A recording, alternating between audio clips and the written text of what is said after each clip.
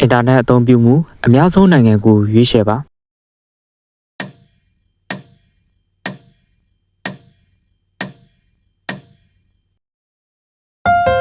အပြေမှန်ကတော့တရုတ်ဖြစ်ပါတယ်နေနဲ့အနီးဆုံးဂျိုကိုရွေးချယ်ပါ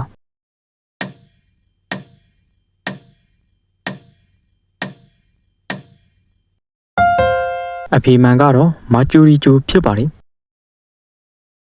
ပင်ကူတွေမှာရှေးဘယ်နှချောင်းရှိပါသလဲ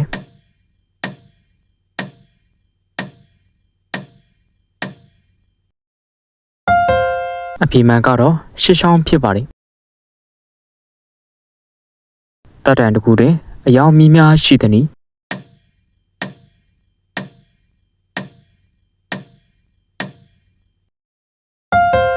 အပြေမှန်ကတော့9ရောင်ဖြစ်ပါတယ်နေသက်ကြအဖွဲ့အစည်းတွေကအကြီးဆုံးဂျိုကိုရွေးချယ်ပါ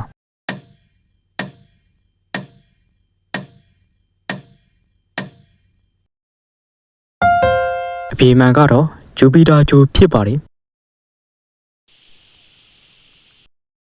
ရေဤဓာတုဗေဒသင်္ကေတကိုရွေးချယ်ပါ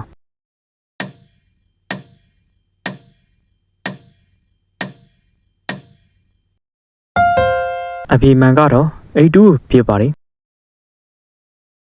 ကမ္ဘာပေါ်တွင်အကြီးဆုံးသမုဒ္ဒရာကိုရွေးချယ်ပါ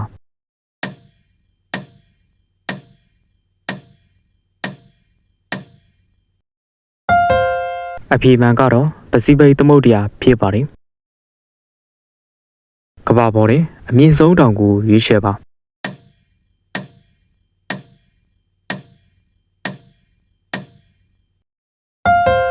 အပြေမှန်ကတော့အေရတ်တောင်ဖြစ်ပါတယ်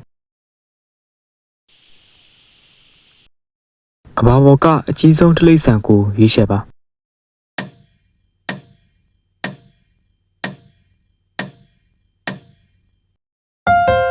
အပြေမှန်ကတော့အပြာရောင်ဝီလာငါဖြစ်ပါတယ်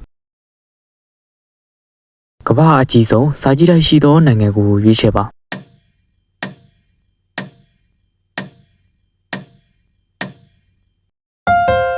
အပြေမှန်ကတော့အမေရိကန်ဖြစ်ပါတယ်